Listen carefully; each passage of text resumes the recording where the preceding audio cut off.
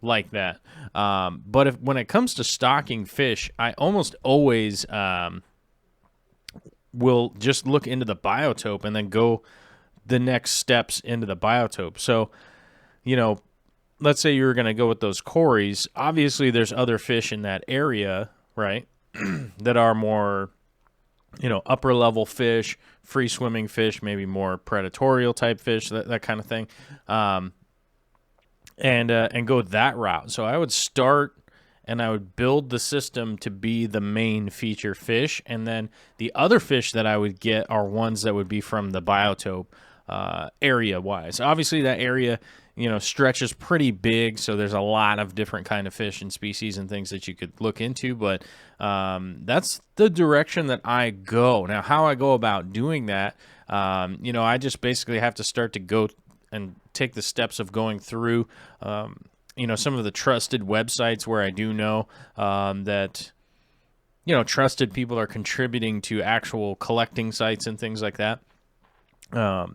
But that's the route that I go. So I don't know if I'm necessarily the best guy to go like, if you were like, oh, I've got Phoenix Tetras, what else should I put with them? I'm not necessarily one of those dudes that's great just off the cuff to really know where to go exactly with that. I do spend a lot of time just kind of researching on my own exactly what I want to do and then what direction I'm going to go with. And, I think a lot of, probably because I make a lot of stuff and I talk a lot and I do things like that, I think people think they get the impression that I may or may not be like kind of a flighty person, but I am a pretty patient person, especially when it comes to some kind of animal situation, whether it's a fish or a shrimp or a chicken or a dog or any of that kind of stuff. I typically will mull it over for a very long time. And speaking of chickens, like a perfect example, our chickens that we got, Vicky and I had discussed getting chickens, right? And we were like, yeah, I think at some point we're going to get chickens. It's probably a good idea. And we basically ended up with chickens before we had the coop built. Vicky was at the farm supply store and they had chicks there, little ones. And then we ended up with them, like, cause she bought them. And then it was like, oh, now I got to build a coop. So, and obviously she helped with that stuff. So I'm not calling out Vicky or anything like that, but that is the opposite of what I would normally do. What I normally do, as you guys know, I spend a lot of time setting stuff up, getting it in line, and taking a lot of little steps to keep building up the system of where I want it to be. And I think hold on, let's go to today's video, because I think today's video is a good illustration of that. Of course, it's not starting at the beginning. Get my stupid head out of the way here. Hold on. I got to shrink me down. There we go. I'll make me tiny. Go up here in the corner. Nobody puts baby in the corner. But a perfect example would be like today's video here, that of kind of how I work on these types of projects ongoing. Like a lot of things that I work on, they take these little steps. They take these little incremental steps to get closer and closer to getting into a situation where I would really say it's like, oh, it's definitely at a point where I'd call it mature or whatnot. But I do the same thing with my fish tanks, my aquariums and stuff like that. And the reason that I say today's video kind of applies to this is that the other 120 I have there set up, there it is. I've basically been mulling over exactly what I want to do with this tank and what I want to get in it. And, from I don't know, I think it was like a month ago, maybe. I'm just kind of spitballing on dates here, but I think it was like a month ago that Vicky said she definitely wants bamboo shrimp in here. That was like the one thing that she really, really, really wants is bamboo shrimp, and that's basically the direction that she wants. So she wants a lot of bamboo shrimp, and that's what we're going to do. So I'm making the little baby steps of getting the plumbing in, getting the substrate in, getting the hardscape in, letting it sit there for a while. So I'm going to slowly keep adding plants to it, like this golden Anubias here. If anybody's freaking out about this golden Anubias, you should, because it is awesome. I actually got this from the Aquarium Co-op. If anybody wants to go get it, you can. It's pretty easy. Oh, but I don't have any links. I don't know. Well, let me see if I got a link here. Oh, here it is. Okay, hold on. I got to generate it. Oh, I have to log back in even though I was logged in? Thanks, computer. Oh, you guys. It's like pulling teeth around here sometimes with these links. Copy. Paste. Boom. There you go. So there's a link in the chat right there in case you want to go get some of that Anubias. You can specifically go over to the Aquarium Co-op and order all of it. Order it until it's sold out. I don't know. Seems like a thing. But I think, like, essentially my train of thought here and what I was kind of talking about was, you know, that this tank is getting set up. I'm just kind of doing this incremental thing. And eventually I'm going to get to that point where I'm going to add all the bamboo shrimp to it. Now, there will come a question at some point in time, what am I going to add else to it? What else am I going to do? And, you know, the reality is I most likely am going to just be adding all of the rummy nose.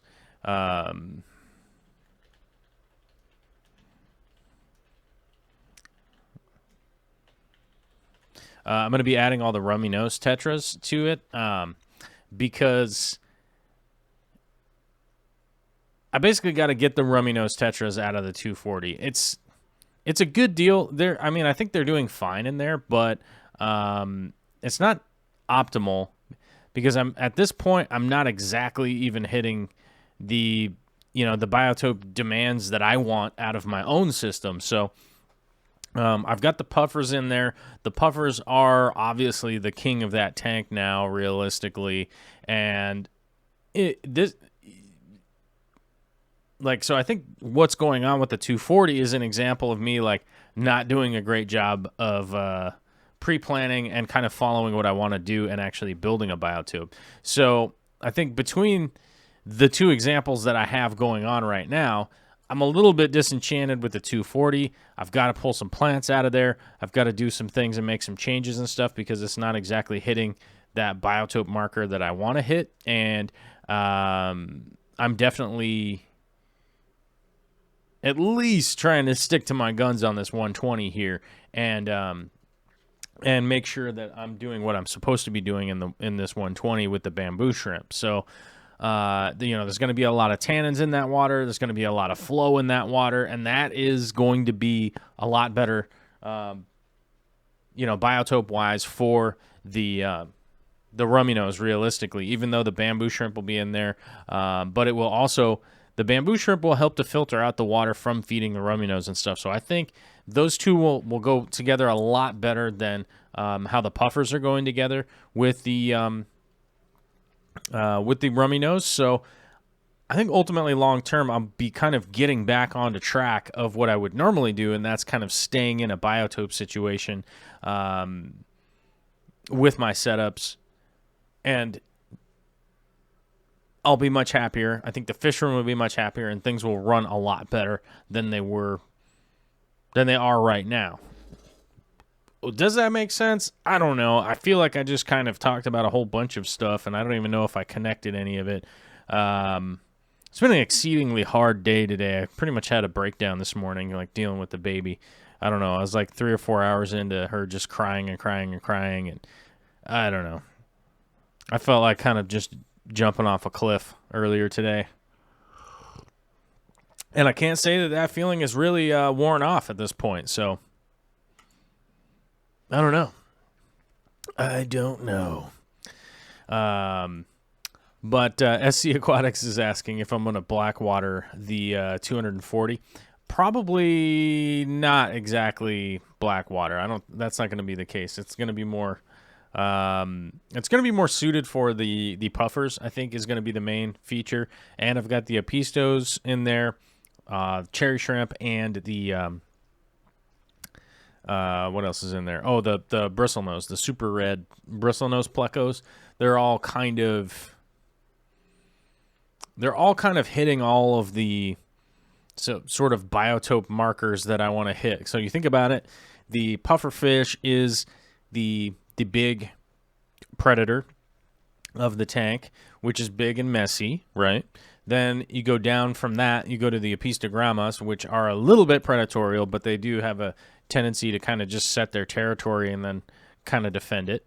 And then down from that, you've got the bristlenose, right? Which the bristlenose are going to clean up most of the messes and stuff like that. And then the cherry shrimp, obviously, en masse in there are going to be doing a lot of cleanup and stuff like that. So you start to think you kind of have a circle of, aquatic creatures that are all kind of living in the same water type and whatnot. So let's see. What did Bentley... Seems like Bentley said something. What? Try to catch up with the chat here. As you guys have been chatting a bunch, I'd like to keep track. Just saw the video you did on Dean's fry system. I love videos like that one. The mechanics of the hobby. Great questions, and well done. Yeah, Dean is an awesome dude. And I'd love to see more videos with Dean. And Dean I'd like to see Dean making videos. That's what I would like to see. He's got that awesome camera, and I would like to see Dean putting some... Whoa. I dropped my clamp. Whoops. I'd like to see Dean make some videos, man, because then I would be stoked for that. He's got that dope camera. I'd like to see him put some videos out. That'd be cool. He was over at my house the other day. What was it, like, I don't know, 2 Fridays ago, I think. Lucas, Bretz, Dean, Jimmy, and Corey were all here, so that was kind of fun. But yeah, I love that. Dean has some really good breeding stuff. So does Bentley. Those two guys would be the 2 guys I would kind of recommend. I don't know how to get in a conversation with Dean. Maybe if you're friends with him on Facebook or something like that, you might be able to, like tag him in a post or something like that if you're looking to get into more breeding or something. Let's see. Kathy Robidoux with a Canadian hi. Been away for a while, but always have supported you. Keep your head up. We all love you. Yeah, I'm doing my best to keep my head up. I'm just super tired, super depressed. I feel like I'm too busy, and I've got all this tax nonsense going on. I've got to re-up my license. I've got to drive 1,000,000 miles tomorrow. I got more work to do. I don't know. I'm just tired. I'm just super tired. I'm low energy, I guess. So I don't know. It feels like the middle of the week, and I don't know. I just don't feel that great about life right now. But that's just, I don't know. It's how it goes sometimes. It's just life. I bet you people probably don't want to show up when I'm all sad, except for Kathy. I appreciate it. Preston says maybe a video from you with Dean talking puffers. That would be fun. I think, I don't know. I got to see if I could try to maybe Dean and I could just get together and make a video or something. I don't know. I think realistically, I'm running out of time. My day does not have enough time in it at this point. I think that's realistically the big thing that I'm running into right now. It's just there's not enough time in the day. And I get it. That's an old adage. People are constantly saying that. Oh, there's not enough time in the day. I really am at the point now. I don't have enough time to get all this stuff done I need to get done. So I don't know. We have to figure something out, because I think realistically,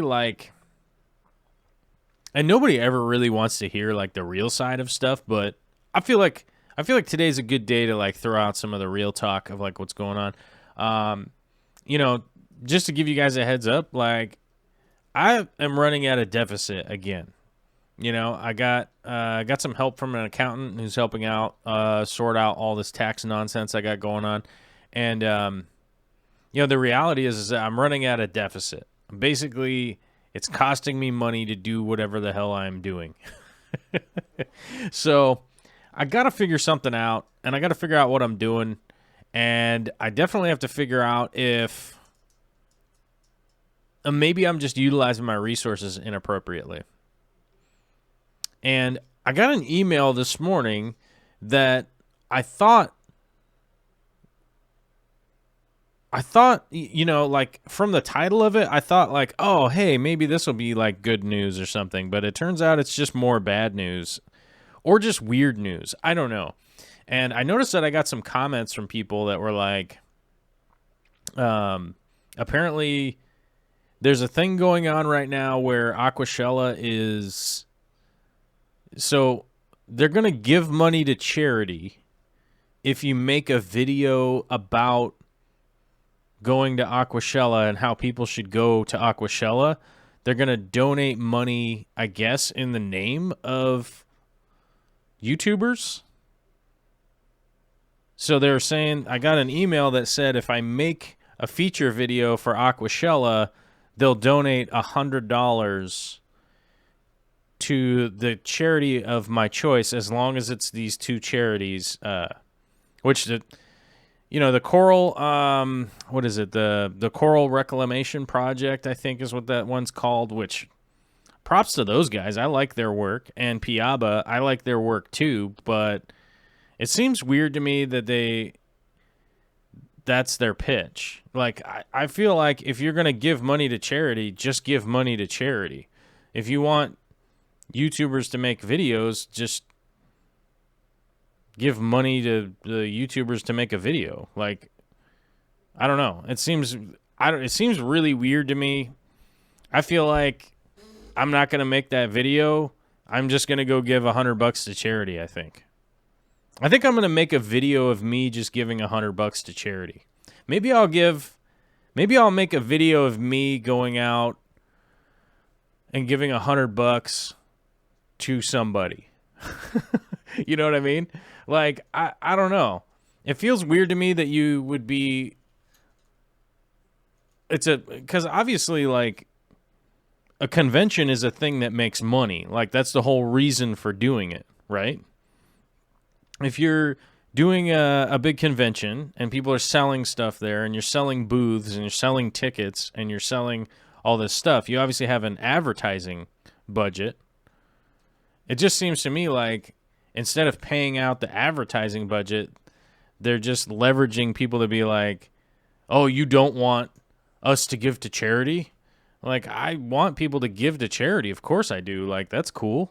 Like, but I would just rather just give $100 to charity than to try and, like, I mean, how long is it going to take me to make a video about something I've never been to? Would it either just be like a terrible video and also like, how is that scalable? So if somebody with 10 subscribers makes a video about it, they give $100, and somebody with 100,000 subscribers, I don't have 100,000 subscribers, but let's say somebody with 100,000 subscribers, they give $100 to the charity. I don't know. That whole thing just seems super weird to me. And I don't know. I thought that was weird. Like, honestly, I got that email this morning that I think would kind of apply to the fish people. That's why I'm talking about it. But like,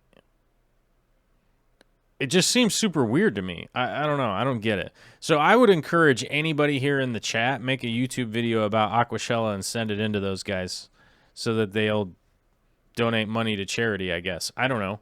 It seems weird. I don't know. It just seems very odd to me. It just seems super weird to me, and I don't like the sound. I don't know. I never liked the sound of this weird, like, oh, well, you do a thing and then I'll give to charity. And how do you verify it also at the same time? Like, how do you verify if they actually did donate to charity or not? You know, I don't know. It's kind of weird. Like, it seems like kind of strange to me, like that. I don't know. It's kind of bizarre. Like, I don't know. I just feel like that whole situation is super weird. And I got like, I don't know. I got that email and I thought like, oh wow, maybe there's like an email here, and it just literally is like just more weird stuff. I don't know. It just seems weird. Fish Tank Barn got the email, and Rob did a video on it last night. Yeah, it is Flip Aquatics. Tyler Clinkscale says Flip Aquatics might take this as a personal attack, but I got your back. I mean, I don't think there's anybody to like. I don't think there's anybody like. I'm not attacking anybody. It's just that whole situation seems super weird. Like, I don't know. It just seems very odd to me that like they're gonna give like $20,000 to charity, but if a bunch of people go make videos, I don't know. SC Aquatic says it's for awareness to Aqua and Piaba while bringing something. I don't know. Yeah. I don't know. I mean, I've personally, I don't know. I feel like if you're going to do something for charity, you just do it. Like, you don't, I don't know. It's very bizarre. I don't know. It seems all weird to me. I don't get it, but I feel like I'll just send $100 to Piaba, you know? I think I'll just, yeah, that's probably what I'll end up doing. I'll probably do something like that. Or make a video about Piaba. Maybe I'll just make a video about Piaba. Maybe that's what I'll do. And raise awareness of Piaba. That might be better. I think that might be a better deal. I think I might just end up doing that. Boop, boop, boop, boop, boop. It's Nature Mance. Let's talk about running at a deficit. Although he put in defecate.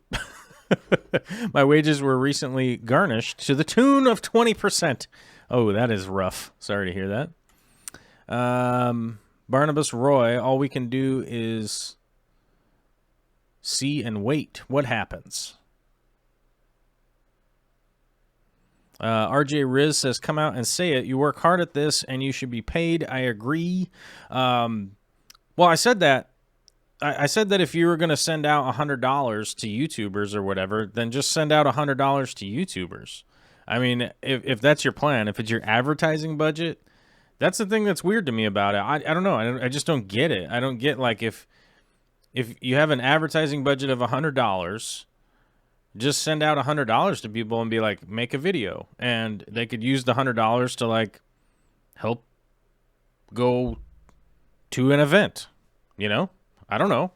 I've talked about like going to conventions and stuff in the past, and you know, I put a ton of effort and a ton of resources and money and stuff into going to conventions, and it just really isn't worth it for me at this point. So I'm not planning on going to any this year except for the Aquatic Gardeners Association and ReefWorks, just because they happen to be close enough. But I am planning next, not this weekend, but the 9th of February, I'm planning on driving down to the Willamette Aquarium Society. I think that's Willamette Valley. I think that's what it is. Let me see here. Let me check. Where's the events tab? I got to find the events tab. Whoa, Facebook just went crazy. Whoops. Let me see. See all upcoming events. What? Why is it giving me a bunch of people's birthdays? Yeah. So here we go. I don't know how to. I don't think I can share the event. Maybe somebody will throw it down into the thing. But it's now it's getting super difficult to figure this out.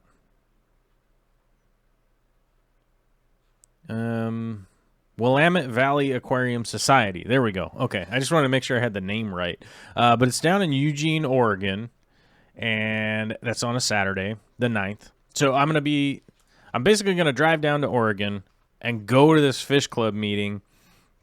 And yes, I probably will make a video out of it because I just look at it this way. I can drive down there, which means I can be here in the morning. I can go down there, do a bunch of stuff, film a bunch of stuff, and drive back and get home late. So, not that big of a deal. Mellow Moogle says all the way to Eugene. Yeah, that's not that bad. Like I think I mapped it out, and I think I mapped it out from my house. I think it's, where did it go? I got this is when I'm over here like looking at the other thing. There we go. And I got to see it on a map. Show it on map. Whoosh. Whoosh fraba. Okay, that is not the address that I had from before.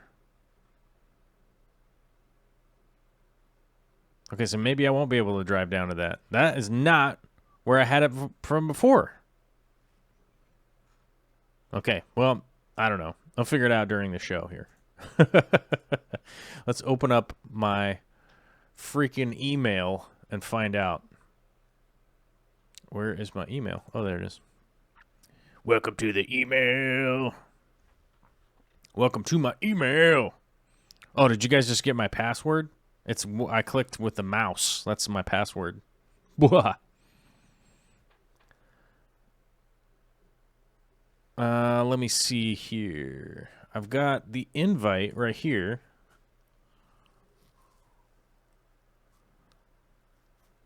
Huh. When I mapped it out, I don't know. I'll have to figure it out. I'll have to figure it out not during the show. But maybe Big D Smoke and I'll drive down there or something. I don't know. But when I mapped it out, it's actually not that far. I think it was like 3 hours. It was like 3.5 hours from my house because it's like it's basically 2 hours to Portland and then an hour and a half south, I think, or something like that. So I don't know. It's not that bad. I don't know. I have it on the maps on the other computer. I'll figure it out. But, you know, like, so that's something that I'll make a video, probably go to that and check it out. Bentley said the meeting is February 9th. Yes, it is Saturday, February 9th. So I'm going to be going to that.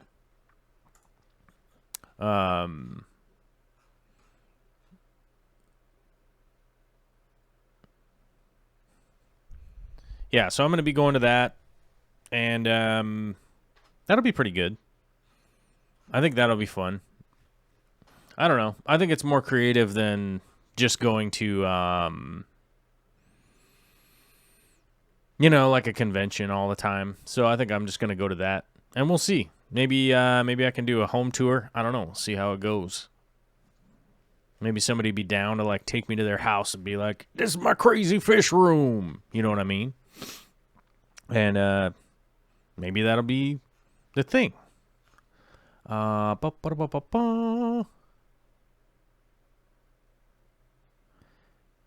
Let's see. Oh, Kathy says, anyhow, so how's the tank coming along? I get it. I often there is times on this show that I know that a lot of people get upset because I'm on here talking about stuff, and you know, there's a lot of topics that come up and people are super upset. Hey man, I'm sorry. This is a long format show that I like to do, and you know, there's a lot of stuff going on right now because it's January. There's things ramping up for the year. So I generally just kind of talk about stuff. I definitely do try to talk about fish as much as I can. Try to show you guys some of the tank work I did earlier today, which is very minimal. So I'm sorry about that. But that's just, you know, that's the deal. Like I said, I'm super busy right now. I'm a little bit scatterbrained and kind of tired. Kind of just wiped out, a little exhausted. I was outside. Well, I was outside working all day yesterday, and as beautiful as it has been here, it is still cold outside. I don't care who anybody is. It's down to freezing at night, and especially when it's like it's 50 degrees and sunny, and then the sun goes down at like 3:30 or whenever the sun goes down around here. It's super early, and I was just out in the dark working in the cold, and it got me a chill. And plus, I haven't been sleeping that much. Got a baby here that cries at me all the time. Big D Smoke with a $10 super chat for the old tip jar and the tax man. Well, thanks, bro. And RJ Riz, the $15 super chat, says, I enjoy the show. Well, thanks. Thank you. Thank you very much. I appreciate it. One of the things I bring up these kinds of topics, I love to hear you guys' opinions on certain things that are going on. And I noticed earlier today that a lot of people, have started making videos, and people have started sending out messages and stuff. And, I feel like it's in the ether right now as to like what's happening as far as that, it's like people giving to charity, it's like, but it's advertising for a thing that they're making money off of. I think that's the big thing that bugs me, is that like you're giving to charity so that advertising would be paid for the thing you're going to make money off of. There we go. I think that's the issue. I think that's the big issue that's lingering in my head. Like, you're exchanging money for advertising, right? For a thing that makes money, right? So it's like, let's say I was going to do a marathon for breast cancer, right? For a breast cancer fundraiser, okay? And I went around to a bunch of companies and I was like, hey, you know what we'll do is we'll donate $100 if you guys put up a sign in your restaurant here to advertise for the breast cancer awareness, right? And that restaurant says, cool, thanks, yeah. Well, we'll give you some of our advertising space at our restaurant here in exchange for you guys to donate some money to promote what we think is a good charity, right? But that's just an exchange directly to a charitable organization. So, it's not like, yeah, that's what's weird to me, is that like they want to donate money to a charity as a payment for advertising for a thing that makes money. That's the big problem that I have. That just seems super weird to me.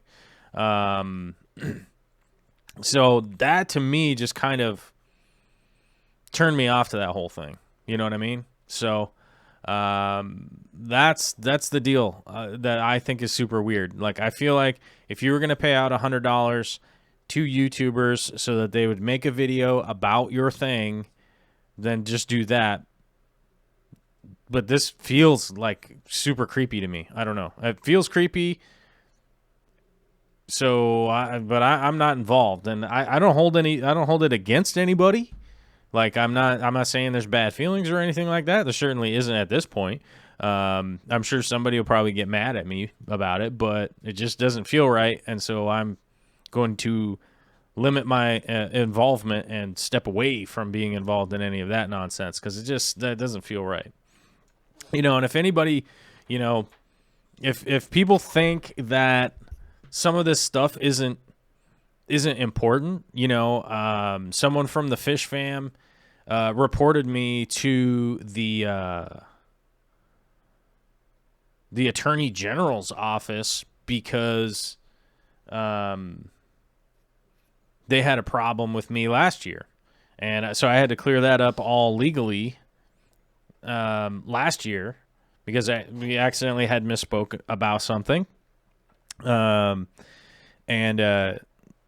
basically just misstepped, or I basically misstepped. And, so I'm not necessarily saying report anybody, but like I've made mistakes also, so I'm not saying I'm without having screwed anything up or anything like that. But that's just, the whole thing just seems super shady to me. So I'm just not going to be involved with it.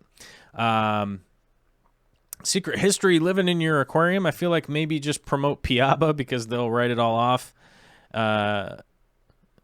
They'll write off all of this and they get to claim charity donation on top of a business exemption. Yeah, I think that's the thing that kind of creeps me out a little bit. Like, if you have an advertising budget, spend it on advertising, right? But they're going to donate it to charity, and then they don't have to pay taxes on that money that would have been paid out, right? Isn't that kind of weird? And then you don't have to get and fill out a bunch of 1099s from a whole bunch of people.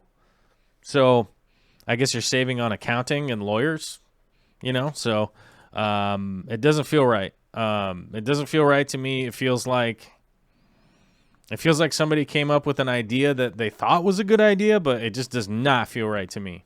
You know what I mean? Alvin Alejo says, the way I see it is you advertise us for free, and for your hard work and time, we'll pay someone else. Yeah, I don't even know. I mean, like, I like Piaba. I think Piaba is a great organization. Like, I've had some issue with some of the stuff that they've done, but that's more just like I've had personal, like, I just think that they should have tried a different method with, like, something that they were trying to fix. And that's just like a friendly disagreement. Like, there really wasn't anything about that. I was just like, man, I don't know if they should do it that way. But this whole thing just seems kind of super weird to me. Laura Morgan says, I like the fish philosophy. Keeps me coming back to Corvus and the co-op. Yeah, I don't know what anybody else is doing. Like, I saw Therese had posted a video today. I saw some other videos posted, so I know that some people are going to jump on. They're going to do it, and that's like I said, that's fine. They can do whatever they like, but yeah, it just seems all super weird to me at this point. Zach Clark says, I live my life with the belief that if something doesn't feel right, don't do it. Yeah, I agree. Logan McGrady, hello all. I've been gravel vacuuming detritus from a failed planet tank today. Ooh, man, I know that feeling. I've been down that road. I've definitely been down that road. Luckily, we do have the knowledge and ability of gravel vacuuming to kind of clean up stuff like that. I do know that my 240 may or may not. I'm still on the fence if I'm going to just redo the whole 240. I don't know. I'm kind of feeling that vibe, but I'm also thinking, like, I'm just pushed up against the the scheduling right now, that, like, I don't have enough time to do everything. Vicky and I are going to sit down and talk about stuff tonight, figure out, like, what we're doing here with our schedule. So, maybe that will take some of the pressure off of, her and I, and we're trying to figure out, like, what we're doing as we kind of go forward. Candy Overhauls has got to go. See you later, Candy. Have a good one. Palmer Aquatics says, hey, Joel, can you walk me through your most ideal plant setup for plant noobs? Asking for a friend. Oh, are you asking for a friend? So ideal plant setup, realistically, there are a lot of different substrates out there now that are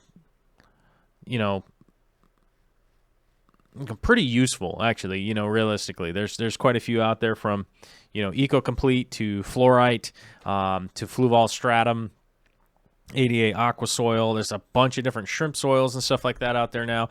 I definitely recommend spending a little bit of money and getting the right substrate for whatever you're doing. But this 120 that I'm setting up right here, so this is Fluval Stratum and Fluorite Black. Those are the two types of substrate in there. There's primarily Fluval Stratum in here. That's the primary substrate. And this tank is actually, I would consider this to be a pretty a beginnerish, with air quotes, like kind of setup, because everything that's going to go in here is fairly easy, slow growing. You're not going to have to do a bunch of trimming and stuff like that. Really low light. You're basically going to turn the lights down to almost the minimum on this, just enough to be able to see, because the Anubias will grow algae on it and stuff like that, but it'll be just nice enough. Just light enough, not nice enough, just light enough to be able to kind of see what's going on and see what's happening in the tank, and really, take that time to enjoy the plants and things like that. I do have the Fluval 3.0 lights on here. I really am 100% satisfied with the Fluval 3.0s, even on my Reef. I have the Reef version of them. They are quite good and working quite well. And I'm very happy with them. The app works fantastically. They're really controllable, and that's coming out quite well. CO2 does start to kind of get a little bit confusing for people that are new, that are new to the hobby, that's for sure. They're new to plants. They're new to this, new to that. The kind of one-stop shop for CO2 is buy someone's old setup. That's like, if you're brand new, I would buy someone's old setup. You find it on Craigslist or something like that, and then you're able to utilize their old equipment, break all that kind of stuff, and then go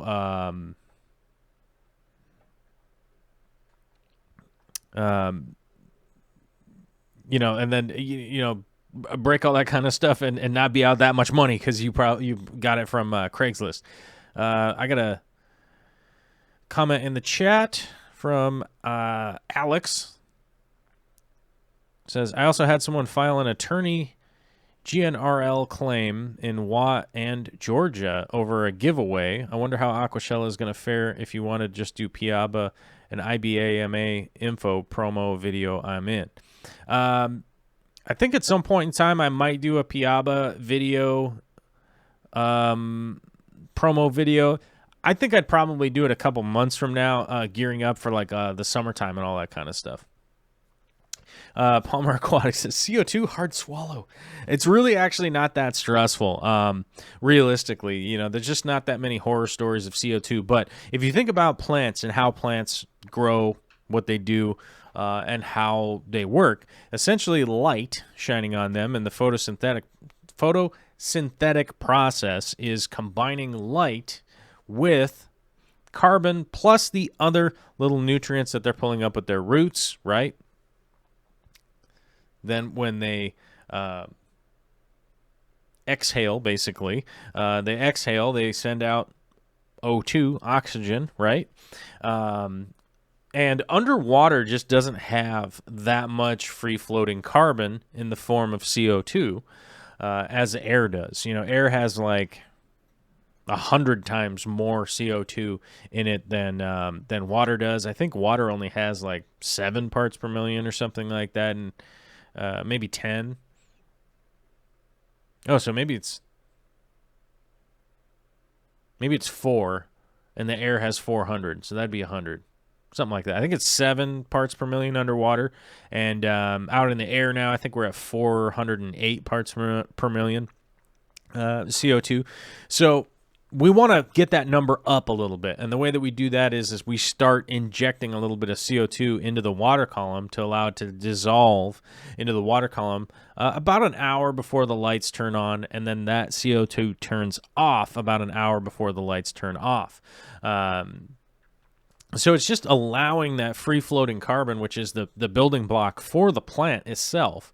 It'll combine carbon with, magnesium or iron or whatever, and basically build itself from that. That's the building block that the plants are able to use. The energy, otherwise known as the calories, basically, is from the light. The light is the energy that they're utilizing as far as calories go. So if you think of it this way, if you think of like magnesium, iron, all that kind of stuff, that's all the accoutrement on the sandwich. So that's the lettuce, the tomato, the cheese, the mayo, all that kind of stuff. Carbon would be like the meat, right? And then the carbs would be like the bread. And then the plant is able to eat a sandwich and grow and get bigger, right? I think That's kind of a really weird analogy, but it sort of makes sense, right? Nathan Kota says, I'm having trouble figuring out how to post pictures on the Patreon app. Is this a regular problem or is it just me? Yes, this is a regular problem with Patreon sometimes. You basically need to open the desktop. So you like open up Google and then go to Patreon. The app from, I think, iPhones. I mean, I have Android, so I don't have that problem. But I think iPhones have a problem posting pictures directly from the app for whatever reason. I'm not sure.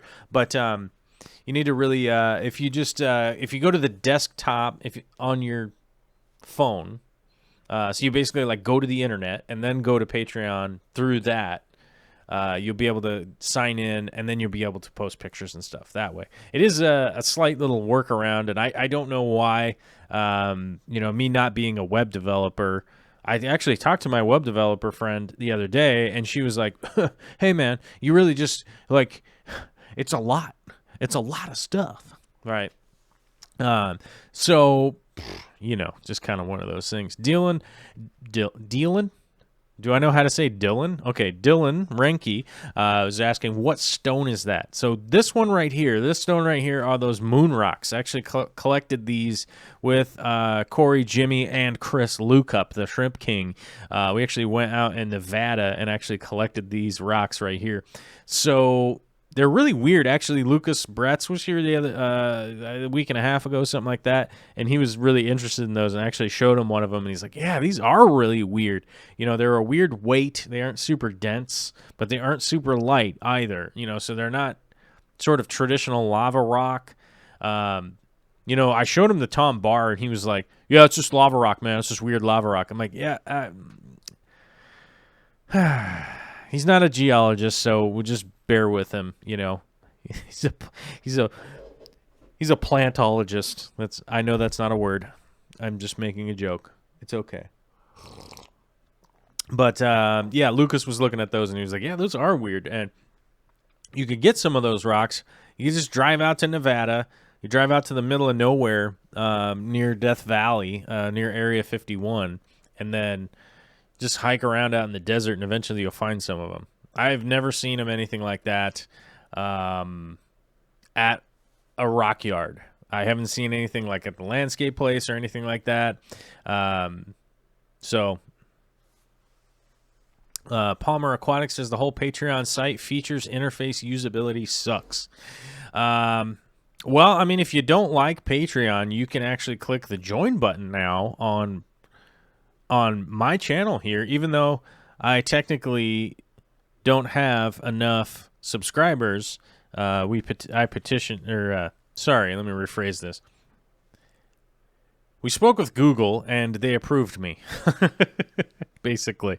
So you could always just click the join button here, and that will support the channel too, monetarily, if you like. Otherwise, I don't put the burden on anybody to support the channel. I mean, obviously, doing stuff costs money and all that kind of stuff, so I really appreciate the support we get. Not to like overlook any of the support that we do get. But I try to just answer everybody's questions. But we did get a bunch of new members on Monday, which I'm trying to figure out, like, how am I going to get members-only jackets for people? And how can I make that affordable? Right? See, I don't know how I'm going to be able to make that affordable. That's going to be the big problem. Because, like, ain't nobody going to sign up for, like, I don't know. How much does a members-only jacket cost? Well, let me look that up. Members-only jackets. Oh, yeah. See, members-only jackets cost like $50. This one's $60 at Zappos. Amazon's got the deals, bro. It's like a real thing. You can still get members-only jackets. Check this out. Copy. Should be like... should like tell people, so there's a link right there to the members only jacket, what I'm looking at right now. This is super funny. There's baby blue ones. There's a fake acid wash jean one. Oh. Oh, that's next level. Oh, that's pretty good. All right, I need you all to vote. Is it the pink one? Is it the red one? Is it gray? Ooh, baby blue.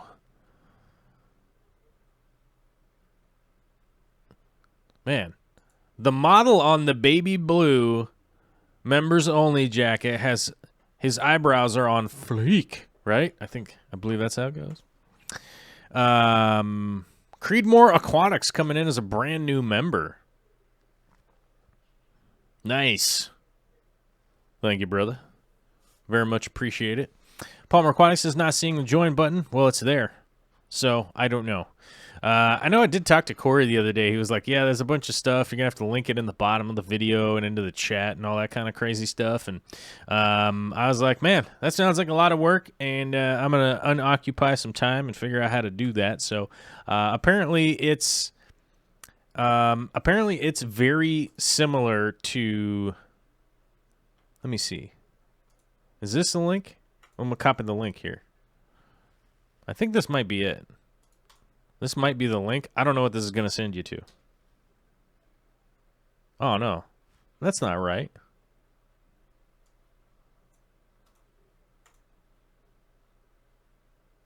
How can that... No,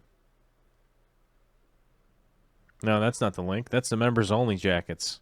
Yeah, buy all the members-only jackets. I got to figure out how to... let's stick with the serious business here. You know what I mean? The members-only jackets. That's what's going on right now. A bunch of people left because they're super mad about the members-only jackets. Everybody's saying Baby Blue might be the one. I mean, that guy's got some serious eyebrows. I'm liking his style. Niz the One says close live chat and it's next to subscribe. Oh, yeah. Okay, there you go. It's bright blue. It says join in the color bright blue. The text is that color. But we do have Preston John Gilman, Jason R., Fish Tank Barn, Jesse Caldwell, Cadell, Hawkeye, Sopaloco, James Leiser, Kit Kat McGee, and Paul Jones. I think Paul Jones was the first, or was it Kit Kat? I don't know. I don't know if it does this. Oh, hold on. I got to invert everything. And it's loading. Oh, Paul Jones was the first. Oh, he was the first with a super chat today and the first member. We like it. That's all good. Anyhow, let me get back to answering some of your chats. Allie Greenwell says, I can't see it on live chat or on mobile. Yeah, I think you have to close the live chat, and then I think it's like over onto the left. I don't know. Let me see. I wonder. I think I can open this up. Is this a thing I can do?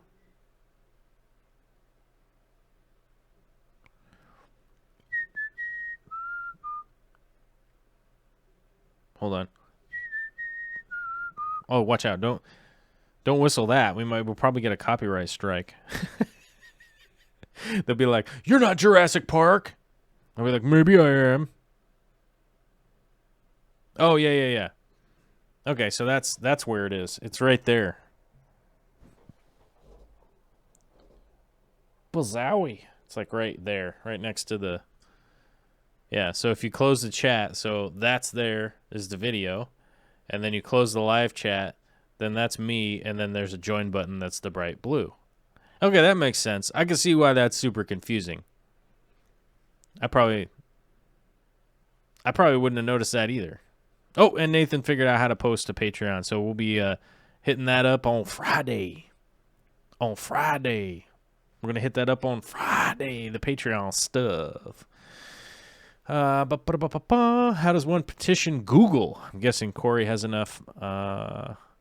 There is petitioning Google is extraordinarily crazy difficult and virtually impossible, honestly.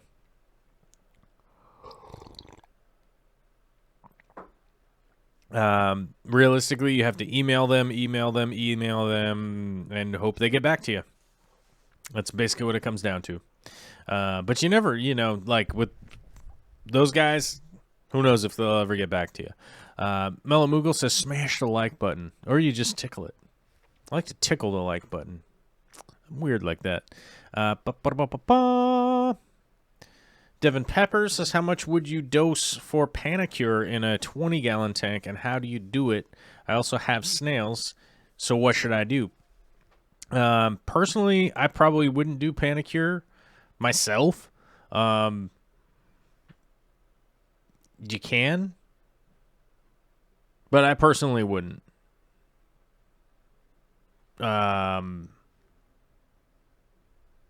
I mean, it's fenbendazole for as a dewormer. You definitely can, but I really personally probably wouldn't add it to a main tank. Is what I was trying to say. Sorry, I got distracted because the pop-up thing popped up down here. I seriously have to turn that off because it's really screwing with you guys in the show and stuff. But fenbendazole, I would do in a separate quarantine tank. Realistically. I know it sounds like a huge pain in the butt, but that's the way that I would do it. I mean, if you're trying to deworm and get rid of parasites that are feeding off of fish and stuff like that, I would move them over to the quarantine tank and go that route. And I don't remember exactly what the dosing amount is. You probably have to look that up. I'm not a huge fan of doing crazy medications and stuff like that. Like I don't really even carry that many medications and stuff these days. Mr. Me says, I'm new to plants. I have bought a mini CO2 diffuser. How do I know I have too much CO2 in my water? If you have too much, I kind of figured it out over the years with using a drop checker. And also testing and seeing what I had going on in my water. Also, utilizing kind of, the natural response from fish and things. But the best way to test personally for me is a drop checker and a pH test is basically what you're going to want to do. Let me find one for you that I've used. Drop checker CO2. Why buy a drop checker anywhere else? Let me see. I've never used that one.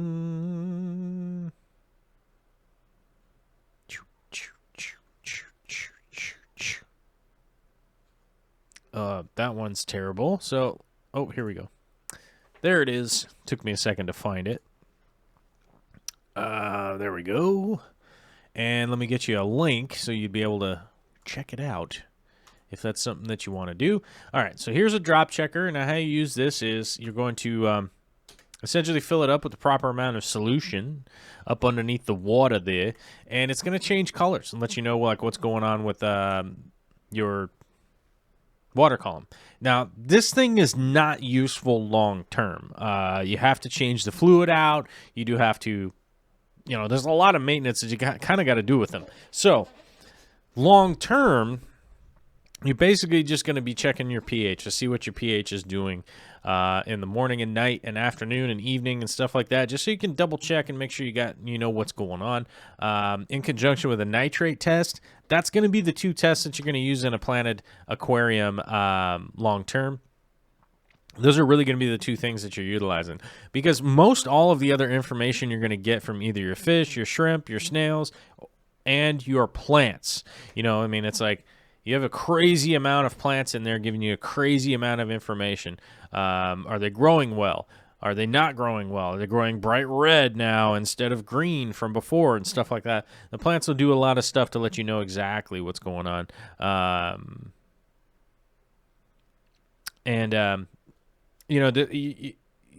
That's where you're going to get a lot of your information. pH test kits, nitrate test kits, and then all of the things that are growing in your aquarium. The way I look at it is, when you, if anybody out there was lucky enough to have like a really cool grandma, for instance, that did a ton of gardening and things like that, and then you go talk to them and they'd be like, oh, well, when it's doing this, I like to add more mulch, or when this is happening, I add more calcium, or I add this, or I add that. Oh yeah, you need to add more pumice this type of year. This time of year, this is how they layer, blah blah blah. You know what I mean? you talk to those people that have been doing it for a really long time, and then you're like, I don't understand, how did they learn this stuff? And it's like, well, they've been through it. And one of those things, like the worst case scenario, if some of your plants don't make it, it's just some plants. It's not the biggest, scariest thing to possibly have happen. But most of those people, have been through it, and they kind of know from experience like how to get to that point. And I think that's what I try to encourage in other people, is you start to really get a vibe for what's going on in your tank, like what to do when it comes when things are happening, like how do you quickly adjust for them or make changes for the long term. A lot of the tanks that we see online in pictures and things like that, they're not necessarily set up for the long term. There's a lot of reef tanks, a lot of aquascaped freshwater tanks, things like that aren't necessarily going to be set up long term. You just don't see that very often, especially online pictures and stuff. So I just try to encourage people to hopefully go that route and kind of get better and better as time goes on. I don't want people to like kind of rush around and get kind of crazy. Hopefully that makes sense. I don't know. I just kind of rambled off, and I realized that I'm sounding super nasally right now, like I'm getting all stuffed up or something. Bentley Pascal says, for Panicure C, a 1 gram packet treats 100 grams of water. If you want dosing, how I would do it is I would add 1 gram of the Pana to 100 milliliters of water. Now each milliliter of solution treats 1 gallon. Yeah, that's pretty much that's pretty much how you got the deal right there. I don't like to treat I don't like to treat a lot of things going on in aquariums with heavy medications like Panicure and stuff like that. I really don't. It's just a personal preference. We got a $2 super chat from Nebraska saying, why would substrate matter in an Anubias tank? Well, long term, this isn't only going to be an Anubias tank, but substrate is important in a Anubias tank like this, mainly because we want to continue to maintain our water parameters, and as we're adding fertilizer and things like that, we want the fertilizers, if there is excess, to kind of be bound by the cation exchange.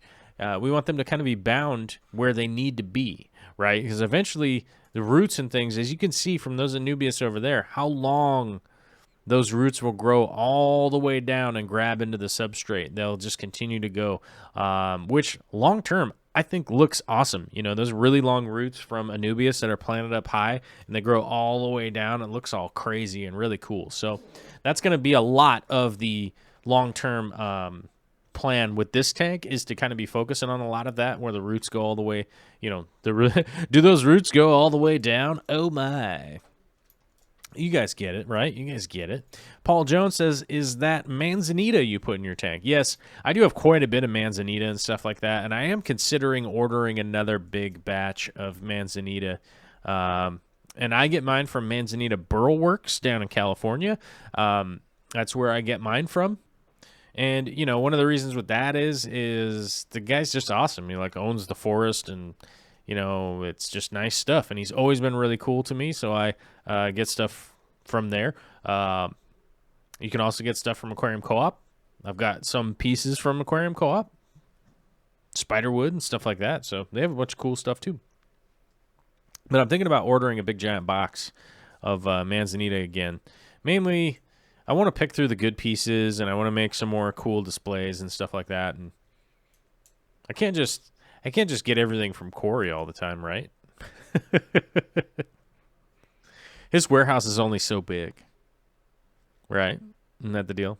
Kathy B says, grandmas know lots of stuff. Just ask us. That's true, you do. Bentley Pascal, Devin Peppers, I've only used it on fish in quarantine without live plants, so I can't speak to that. I don't think it would hurt plants, but I'd rather use levamisole, as I know it works well. Yeah, levamisole actually works pretty pretty decent. Pretty decent, right? Jeff Rose Fish Keeping just showed up. What's up, my man? Good to see you. If you guys haven't checked out Jeff Rose, he does a bunch of live streams and stuff too. Definitely check out his channel if you get an opportunity. He also does the Pleco versus whatever. I tried to get him to do pumpkin pie, but he wouldn't do it. And I just figured it was just the wrong type of pie. So I was like, well, walnut cream pie then, right? And he was like, no, I'm not going to put pie in my tank. It just goes to show you he knows what he's talking about because he's not going to put pie in his Pleco tank, right? G-Bear says a friend gassed his tank by accident. He didn't purge the solenoid and gas stayed on overnight. 30 SBA Rasboras and 20 Celestial Pearl Danios gone. I definitely want some Celestial Pearl Danios one of these days. One of these days I'll be able to order some in, but who knows? Kathy B says not all substrates have good cation exchange. The best is clay-based. Yeah, that's one of the reasons I use the Fluval Stratum. It's a clay-based. It's clay-based and it's kiln-fired. So they add and amend some things to it, but a big portion of it is clay. But it's basically like porous clay, essentially, once it's fired. It does have a good cation exchange capacity, regardless of one ridiculous report that I read with no tests. Somebody forwarded me a test of Fluval Stratum, and they were like, look, it has no cation exchange capacity. And I'm like, yeah, but who did this test? And it was like, it might as well just have been like, signed at the bottom from competing company, basically, is like what it would have done, what it would come down to. Oh, Philadelphia Aquatic Experience here. Hey, would you consider a Fluval 3.0 to be a highlight in a 55? I don't know that I would call it highlight, but it is effective light, which is probably a better description in my mind, is that it is effective. It does work quite well. It has a great rate of... I know that the PAR ratings are lower, but the PER is what we're looking for. So it's that usable radiation, which is very important, in order for plants to actually utilize what you're shining into the tank. That's really important. And I find that the Fluval 3.0s are actually following through on that. Ivermectin has worked for me in the past, but not sure if it works for all worms. I've used ivermectin a long time ago. Yeah, like I said, I try not to use medications anymore. I just, considering we find out every medication down the road that, like, avoid skin contact, it will give you brain cancer. You know what I mean? It's like there's a warning comes out later after you've accidentally gotten it on your skin. Like, mercury, like, don't get mercury on your skin, you'll go insane. You're like, oh, why is it sprayed in all this clothing? So I have a tendency to stay away from medications, just because of that. Anyhow, I got to get rocking and rolling, you guys. But we've been here well over an hour. I want to say thanks to everybody coming out. Thanks to everybody hitting the like button. If I missed something or whatever, throw up a comment, complaint, whatever you feel like. Throw it up into the chat. I want to say thanks to John Gilman and Creedmoor Aquatics. Those are our two new members of the day. We also got some super chats here from Paul Jones, Kathy Robideau, Big D Smoke, RJ Riz, and Nebraska SXHC. Thank you very much, you guys. I 100% appreciate the support. I really do. I know that some people out there might be confused. You might be confused. You might think, this guy's not being appreciative of our support. I really am, and I really am appreciative. You guys always make my gratitude list, so, Zach Clark says, I have 2 hours and 45 minutes of work left. Thankfully, they don't block YouTube on the network. Good point. Spin over to the Aquarium Co-op. Corey will be live in 45, and I think he has his live chat open in like 10 minutes or something like that, and will type back responses to you guys, I think. So get over there, get in early, blah, blah, blah, all that kind of stuff, and just thanks everybody for the support and stuff. And I got to get rolling because I got to go. I'm super hungry. Later.